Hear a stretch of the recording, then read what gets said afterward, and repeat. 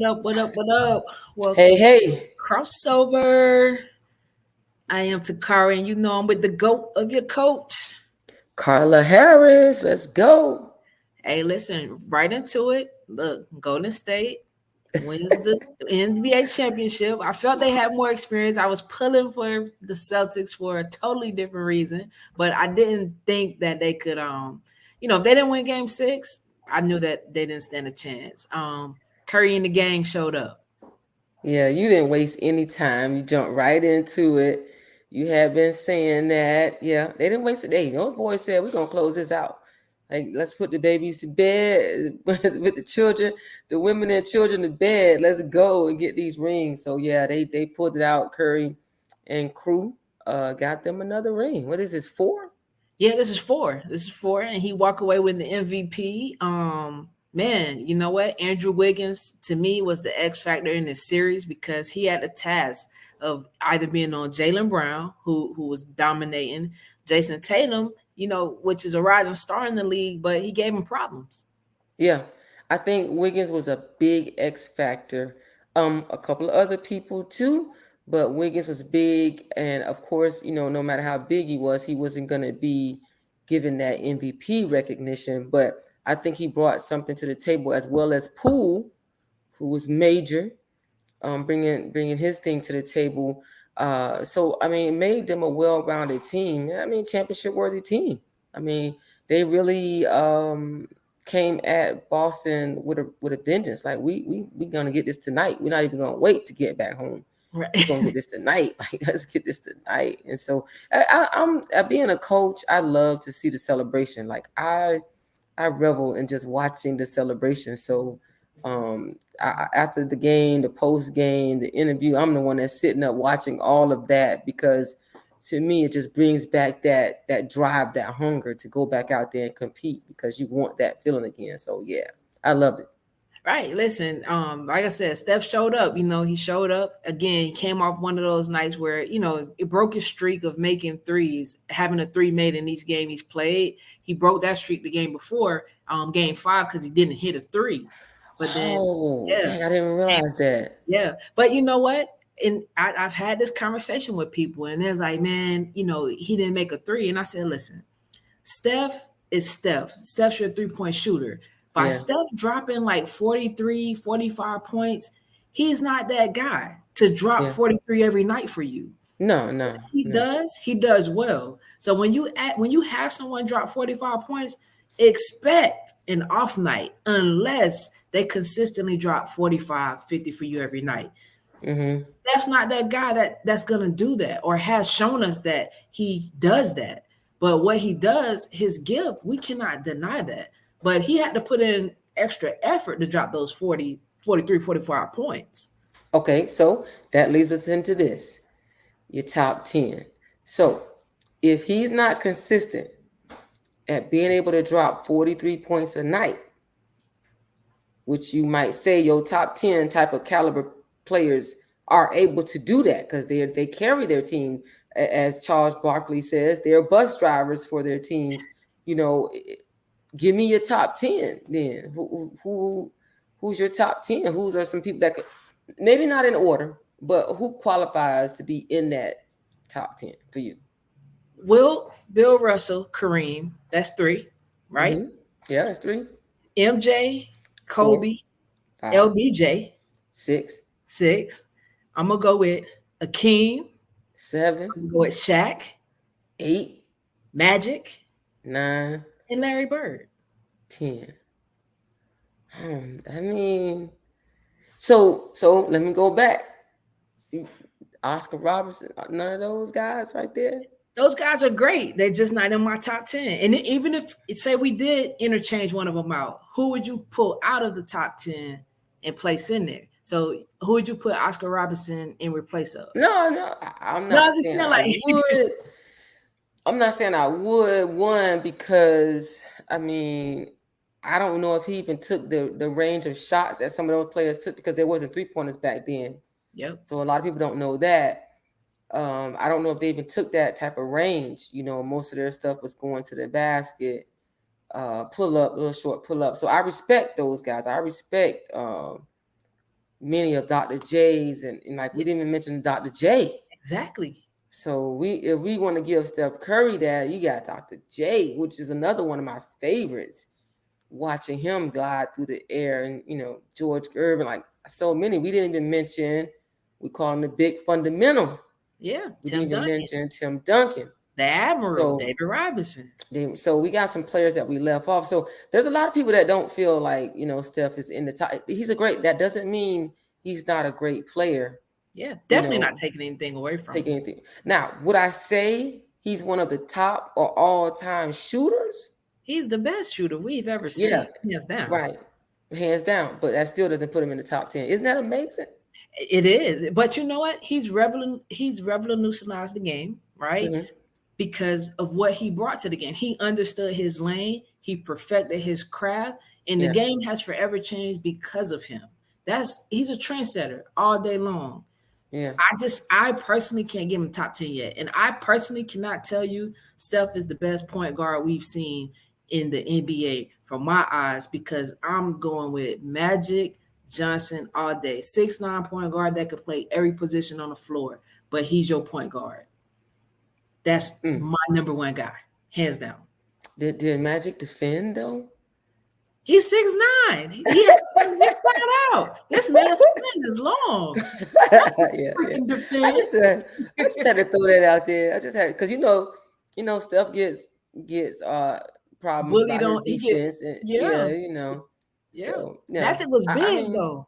Magic was Magic was huge. big. And Magic Steph, was Steph don't have that physique and that body frame. I He mean, doesn't. he It's don't have so it. to me, what we consider like undersized. You can totally look at him and just underestimate his ability.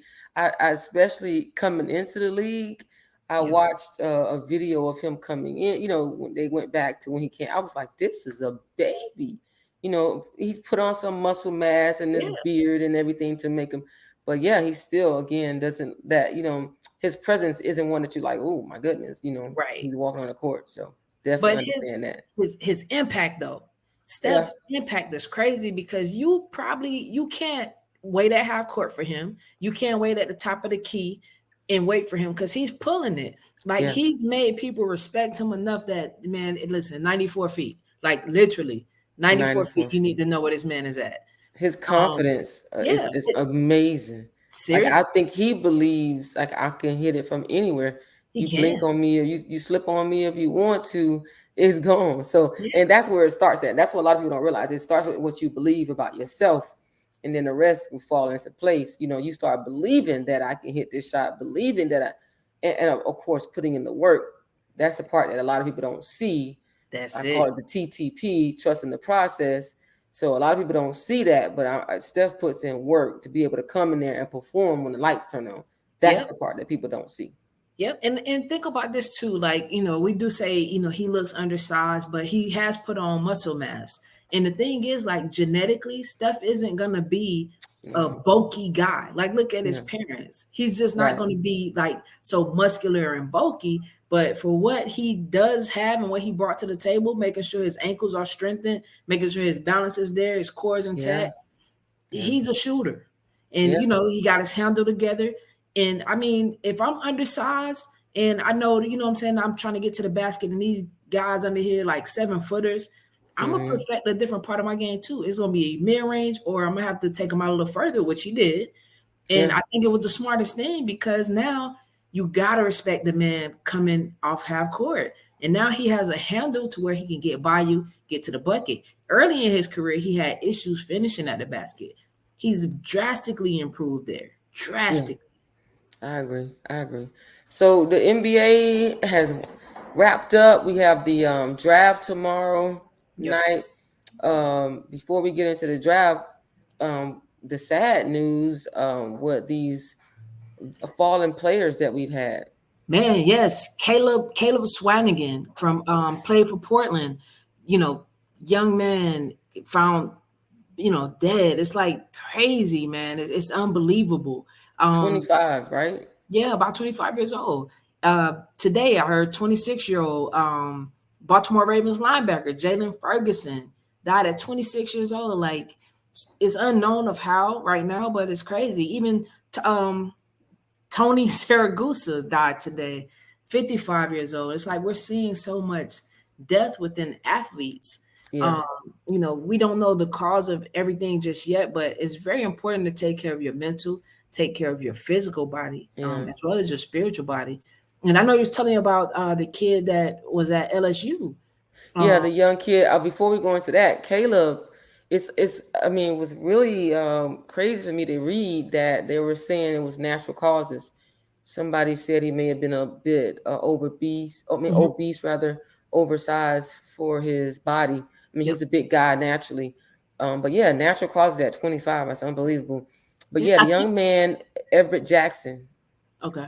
passed away, 21 years old, attended, I believe, was LSU Eunice Okay. college, university, and was visiting a young lady that he was dating in Idaho. And she, according to her, he drifted off into the lake, and now she's since lured up and not giving any information to the authorities. So that's a sad case of young man, 6'8", 21 years old, gone so soon.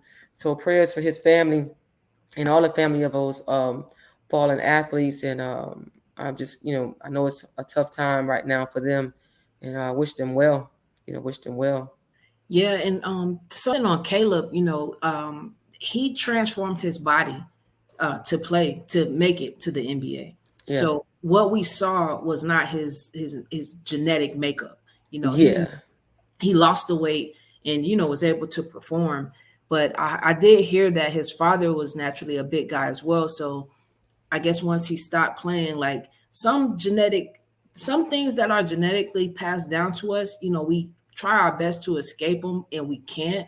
And that's why I'm saying it's very important that we pay attention, number one, to our bodies, to our health, our mental, and our spiritual, just to make sure, because it seems like we're getting younger and younger with these deaths of our yeah. young people. And man, It's sad. It's real. Yeah, you're right, T. I mean, we have to make sure we're taking care. I talk to my athletes all the time, and the things that we're putting in our body, or they are putting in me, myself, putting in our bodies, and they're not what they used to be. And think about how they have to produce these things so fast yep, to get them out to sell to sell. So a lot of it is genetically reproduced and chemically altered to be bigger and larger than it is, and then you ingest those chemicals that they so it all affects your body. And then we at a young age you wonder why. I think the smallest I ever 16, 17 was small for me, and we look at a lot of our 16, 17-year-olds now, yeah, they're large. Some mhm, of them are really solid for that age, and I feel like it's because some of the chemicals in the food. So we got to be careful of what we put in our body. We got to look at it, what we put in our body, and do better with that. So again, it's just prayers for them. And another sad situation we had, what, Brittany Griner is still yep. in the Russian lockup. Yep, they I think they postponed her until at least July 2nd. So prayers and hopefully that things transpire and she's able to get from there and get home. Her wife is very upset because they just had their 4-year anniversary.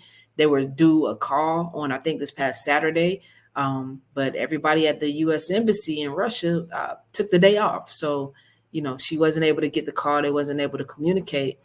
And, it's just a sad situation all around. Just hope that the circumstances were different, but praying that, like you said before, that her mental space is Yeah, intact, because I think yeah, that's the most important.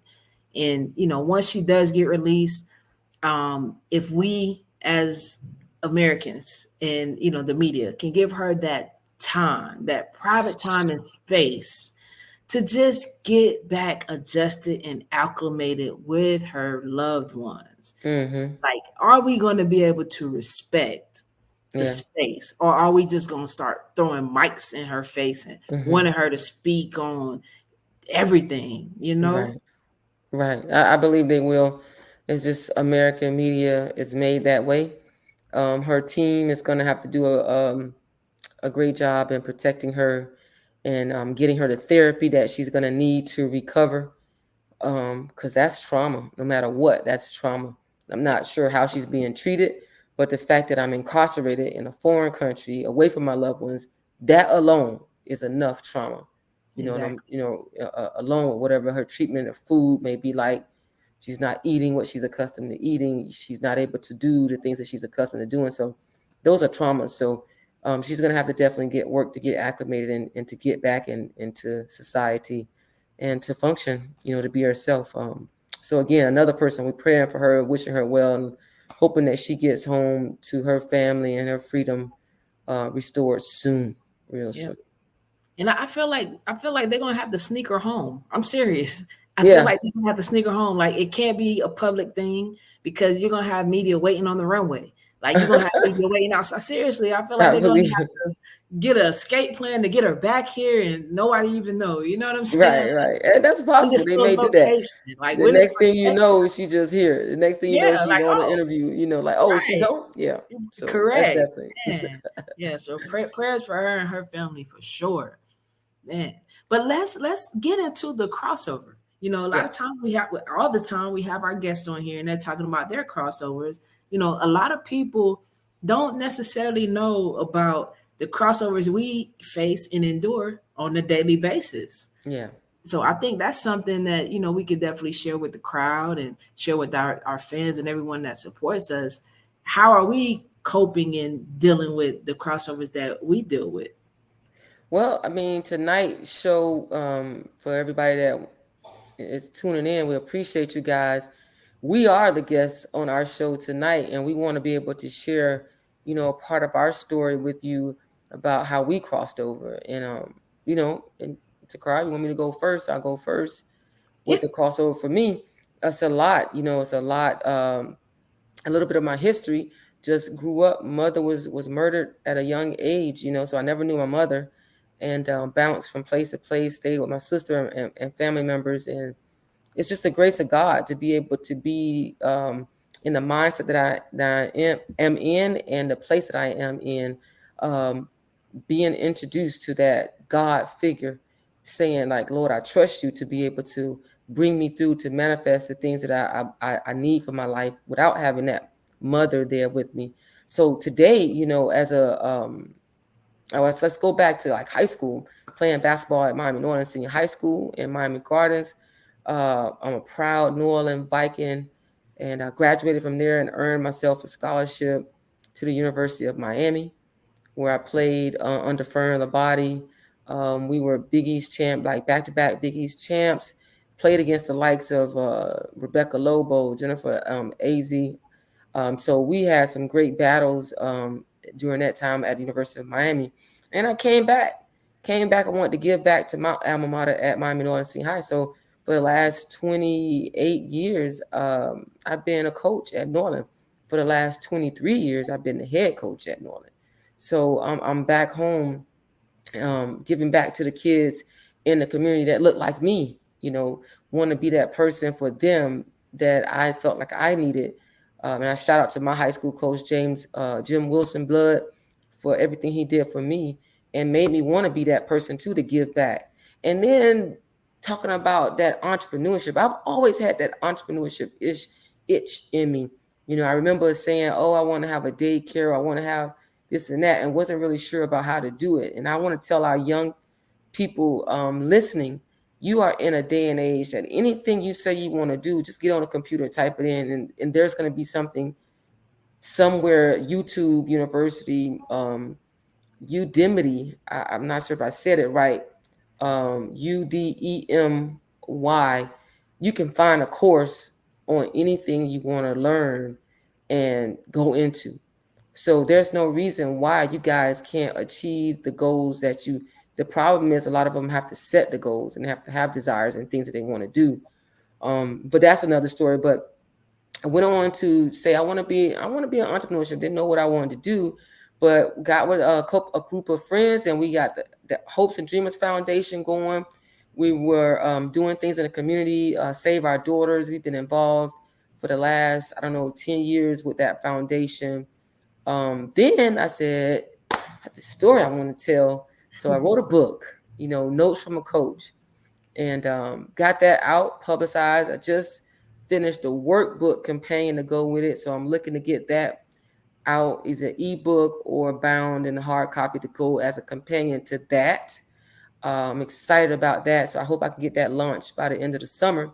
And then my buddy right here next to me brought me into this crazy, fascinating world of real estate. Like I wish I had, if I hadn't done anything earlier, I wish I would have known or met real estate or knew about the possibilities in real estate years and years ago, and acted on them. I've had people talk to me, but I was like nervous, don't know, that's not for me, so I didn't do it. But I'm loving this dream. I'm loving this vision of helping people achieve their goals. I'm loving the opportunity to be able to bring income into my family, into my home, and to better my family's opportunities, and then to learn more about how this real estate. And if you study any millionaire, any real serious entrepreneur who has a lot of money, a lot of wealth, they have real estate in their portfolio. So I'll tell anyone, if you think, oh, should I buy that home? Should I make that purchase for that duplex? Yes, you should. If your dream is to create wealth for yourself, whether it's generational wealth or just simple wealth for your family, get into real estate somewhere. Get your foot into the game, and don't hesitate at all with the real estate game. And then we have the crossover, so I've been crossing over back and forth. But when Toccara came up with this podcast, and let me not skip, we did Sweet Rebound Magazine. So with that, well, we've been teaming up, off and on, and it's been a great ride as a teammate with you, T. I must say that. And I'm looking forward to what we do next, and what we continue to grow and to be next with this crossover. And I'm excited for all the crossovers I made, and I'm going to continue to make those crossovers. And I'm going to cross that thing over to you, Dr. Carl. Hey, congrats on the workbook, man. I know that's big. I know that's something that you're very passionate about. One thing, I know it just being around you all the time, like you love helping people, like all the time, even when you probably shouldn't. You still, you still put yourself out there to help them. So I can't say that like it's not a front, it's not a facade. That's really just who you are. So, I definitely applaud you on all your endeavors and everything that you've been successful in and will continue to be successful in. Appreciate that, teammate. Yeah, for sure. So I would tell you guys about me. South Broward High School, grew up in Hollywood, Florida. Little section called Liberia, little section called Liberia. When I tell people that, they think I mean Africa. So we call ourselves Little Africa, 13 streets, 2 avenues, and 11 alleys. That makes up the community that I was born into. And it was a lot going on in that community, man. Everybody was pretty much together. You knew everyone. There was crime there. There was drugs, usage, dealings. What you name it, it was there. So coming up out of that situation was awesome because, we're supposed to be statistics. I was born into teen pregnancy. My mother was 16 when she had me. My father was 17. My father passed away when I was 8 years old. He was murdered. So I didn't have my dad in my life from the age of 8 until now. And, just reflecting on Father's Day, I actually sat, I went to the graveyard, visited his grave, and just sat down and was just thinking like, wow, since the age of 8, I come here, talk to him on either Father's Day, Christmas, whatever the holiday is, or just any day that I just want to vent and get it out. I go talk to my dad. But a lot of people have a dad and they don't cherish that relationship. Or a lot of dads and a lot of kids aren't together. So let's mend those relationships, people. Let's really mend those relationships. And shout outs to the guys who actually are great fathers to their children and never had the example in front of them. I think that's key and that's major because that's a lot of us. That's a trauma that you're not passing down to your child. Most definitely. But back to me in South Broward High School. My dad was a legend in Hollywood as far as basketball is concerned. And one thing that I did want to do is make sure I would get his number, which was number 12, which is where I wore in high school. I wanted to get that retired. And I was able to do that. I was able to accomplish that. We won 2 state championships, got to go to Texas A&M University, the Texas A&M University, Gig 'em Aggies. Gig 'em Aggies. And I got there and immediately my coaches told me, if you want to play, you're gonna have to work hard. You're gonna have to do on the court, off the court, lead the team. And to me, I grew up in a situation where that was easy because I already knew what that meant: working hard, leading people, being a leader of people, and just finding Mm-hmm. your own way. So I was ready. Liberia prepared me for that. And Texas A&M, Coach Gillum, Coach Peggy Gillum, Hall of Famer, Coach Liz McQuitter, Hall of Famer, they put the ball in this young freshman's hands and Mm. said, "This is your team. Make it happen." And Yeah. you know what? Just listening to my coaches along the way, I broke many school records. I broke many conference records. I'm in the top 10 in the NCAA for steals. I'm the only player in NCAA history to have an assist and a steal in each game played. Gary Blair came along my senior year, and he just showed me something different. But even with all that preparation, I got to tell you guys, Coach Abby Ward was my coach, Hall of Mm-hmm. Famer as well, and she's Goat. yes Goat. poured so much into me. And all of those people helped me get drafted to San Antonio, where I played for D Brown. And that was a lifelong dream come true because that's all I wanted to do, make it to the WNBA. Like, yo, I gotta get there. And it takes Mm-hmm. hard work, it takes consistency. You're not gonna win everything, but you gotta stay consistent. You gotta do the little things. From there, I was able to go overseas and play Turkey, Korea, Israel, and China. For many, many years, I always felt like basketball was my gift. Yeah. I just felt that. But now that I'm older, I understand that basketball was my talent.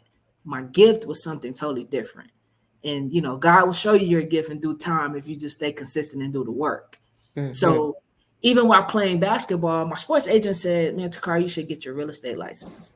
I'm like you, Carla. I don't know nothing about real estate. Like, Yeah. what is it? And she broke it down to me and just told me ways that I can make money in it. And I'm like, whoa, hold on, this kind of fits my personality. And I got my license. And to be honest, I was waiting to go overseas. And I did a real estate deal. And I'm like, hold on, no wear and tear on my body. I use my mind. And like I got paid half of my salary that I get paid in the WNBA. No Yeah. brainer. I'm not playing basketball no more. I'm just about this full time. And my agent was like, "I didn't tell you to get your license so you can not play basketball." So you know what, basketball was still my heart. It was at the forefront of everything, and to be honest, it was the connection that I felt I had with my father. So I still pursued it. I still put basketball at the forefront. But while I did have that license, I made sure I got many designations on the way there, just learning everything about it. And when 2020 hit, had to make a crossover because I couldn't be in the gym anymore. So I couldn't have my team practicing. I couldn't do the private lessons. I couldn't host tournaments. We were doing Sweet Rebound magazine, but it was nothing to report. So I was like, you know what? Let me just go full fledged into real estate. Yeah. And I mean, to be honest, it has been the best decision that I feel like I've made in a long time, in a long time. So even now, it's just entrepreneurship. Did I ever think I would be in entrepreneurship? Yeah, because I didn't feel like I wanted to work for anybody. Mm-hmm. I just couldn't. My grandfather had a barbecue stand in Sunrise on Sunrise Boulevard in Fort Lauderdale, and his barbecue sauce made it to the Wall Street Journal. His business made it to the Wall Street Journal. Entrepreneurship. Now I worked for him when I was in like ninth grade, and I made Mm-hmm. a vow I would never work for nobody else. Mm-hmm. So it's in your blood. It's in you. Yes. So Mm-hmm. even with that, man, just that, and I had a social media class that I get paid from doing social media, like Yeah. creating reels. I get paid for doing social media. So I just launched a course. I'm going to be promoting it and putting it out there, but I want to show people how they too can make money from just posting reels.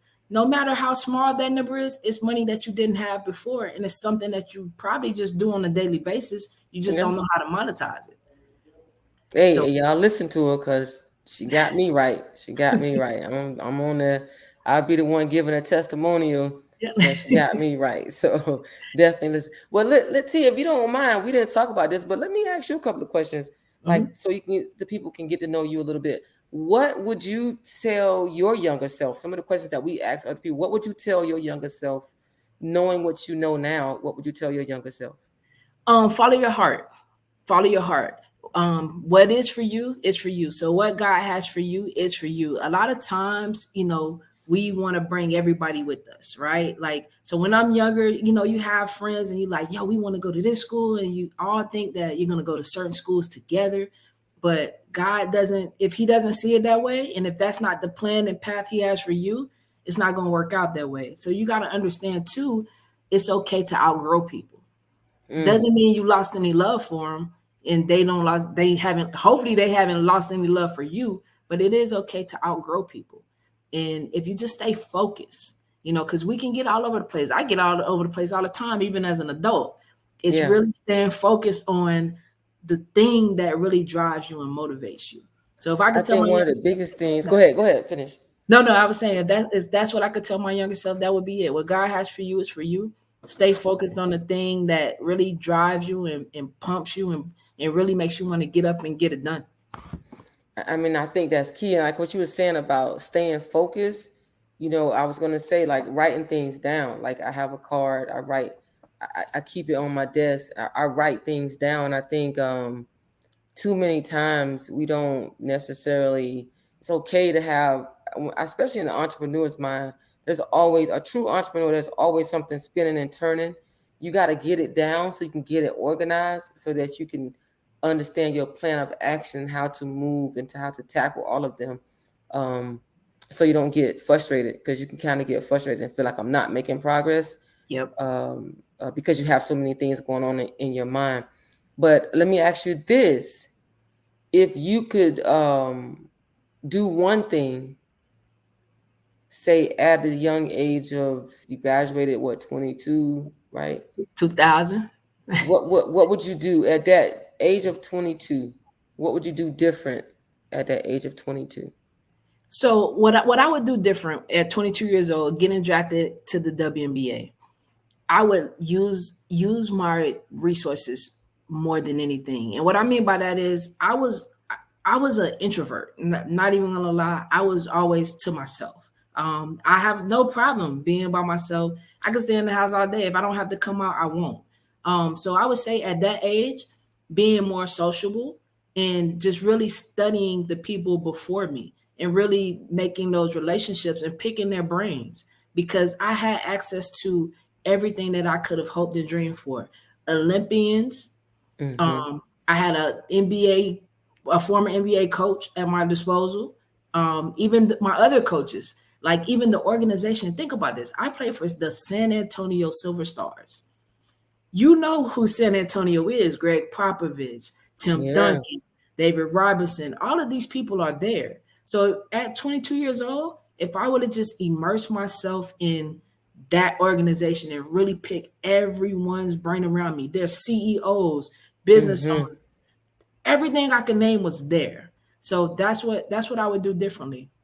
Yeah, I think that's big. It reminds me of me. Like I did my work, my job, and I got my stuff and I left. I didn't do the networking that really, could have helped propel me or put me in some rooms or into some opportunities Yep. that could have, made my life different, or, for me, or help me achieve some things either faster.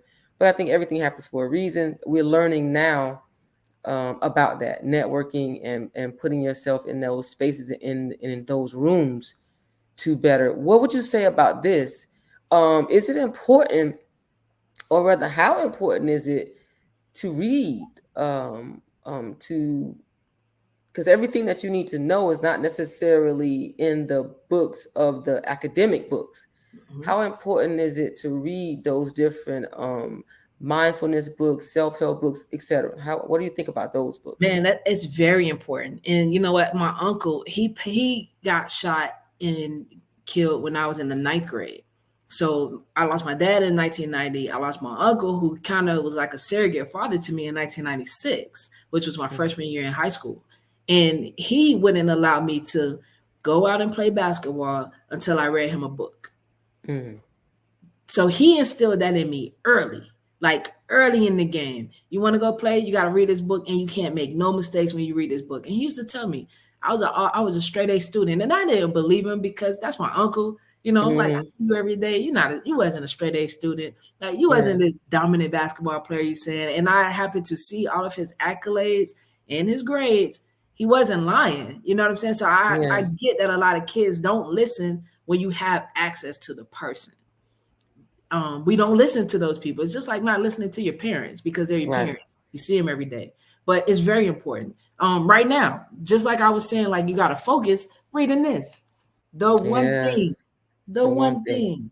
Focus on that. Reading is fundamental. We learned that in elementary. Like Right. Right. reading is fundamental. It's very important. And they say the best way to hide something, put it in the book. Book. Yeah. I have my players reading this summer. They're reading Four Agreements. That's the book that Nice. we're reading for the summer. And I think that, when people evaluate, their, I was talking to the day on the job, one of the agents, and he was talking about his son, and he has his son playing sports. And I said, and we both agreed that, the importance of sports is not so your child can be in the NBA or the NFL or whatever. If that happens, great. But really the importance of it, because he commended us on how we work together, how Yep. well we teamwork and everything. And I said, because of sports, you learn how to be assist. You learn how to, it doesn't matter who takes the lead. If you're in charge this time, I may be in charge next time. It doesn't matter who gets the credit. I don't care about who gets the credit. As long as the job gets done, the client gets served, we get what we need to do, and everything is done. I said, you learn that in sports. You learn how to be accountable. You learn how to be a discipline. So, it's important that we look at that when we put our student athletes in certain situations on teams. They need to learn and make sure that's being fostered about the whole ramification and not just winning. We want to win. I understand that's important, but you want to also win off the court. And that's by preparing them to be winners off the court while preparing them to be winners on the court. Um, Absolutely. Last question for you, T. Yep. So what's next for Toccara? Like what's next? What we expect next? I know you just dropped in the monetization for the social media. What else you got going on? Man, listen, it's all pay attention, man. That's my mantra. Like that's it. Like that is about to funnel everything. Like pay attention. And I say it every day, and I have to Yeah. take heed to it too, because there's times where I'm not paying attention. Attention. Yeah. But I'm Yeah. gonna tell you my one goal, like the one is I can't say goal, it's not it is a goal because it's not a moonshot because I feel like this is tangible. I Yeah. seriously want a jet. And when I say this to I know people, you talk about it all the I'm time. telling you, but I see it and I can feel it. And I'm gonna tell you why I want the jet. Because I feel like I am going to be speaking to the masses. And I'm Woo. gonna have to get place to place rather Fast. quicker than later. And the only way that's gonna happen is the jet. The jet will Yeah. get me there. So Right. with the jet, I know it comes some work and putting stuff in order. But many people told me, you're good at teaching. And Carla, I commend you because I tried teaching in school before. That ain't it. That's not it for me. You know what I'm saying? Them kids, I'm like, oh Lord have mercy. Yeah. It's a different type of patience. It But is. It is. that teaching can be business. That teaching Yeah. can be teaching someone in real estate. It could be teaching somebody Sure. basketball. You could teach anything. For So I, sure. I truly feel like the gift that I have is actually teaching. And that's what I did on the court as a point guard. You're the extension of the coach. So I'm teaching, I'm directing, but I'm also making the job of my teammates simple. Because if I'm Hmm. trying to get them if I'm trying to get them to score the easiest way possible, I'm doing all the hard work as far as making sure their person commits to me and I can dump it to them for an easy bucket. So Thanks. that's the gift that I've been honing this whole time. But bigger picture, and I'm thinking basketball was the gift, but it was actually what I was doing with the basketball that was the gift. Yeah. Like you said, basketball was the talent, Yep. and the gift is what you were doing. Teaching and leading was really the gift. Yeah. That's crazy how we see it. If I had to put in my own my passion, you summed it up. It's just like helping people and inspiring people. And what we have to pay attention to is how we feel in certain moments. And I notice some of my best feelings is when I'm talking to youth about what they want to do and helping guide them and correct them and lead them and show them.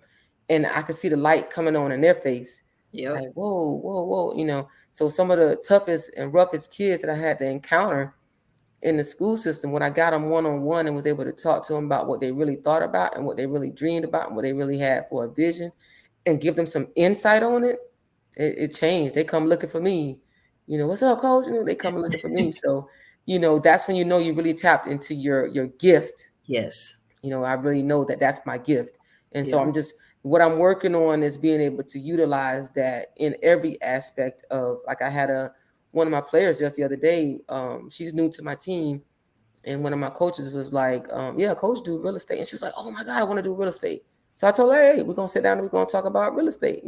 So Yep. the opportunity to be able to share that with the youth, is that thing made me smile. And when you get the little fluttery butterflies in your stomach, you tapping into your gift. You're doing what you meant to do.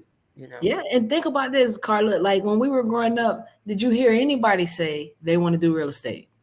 No, I didn't even know what doing real estate was.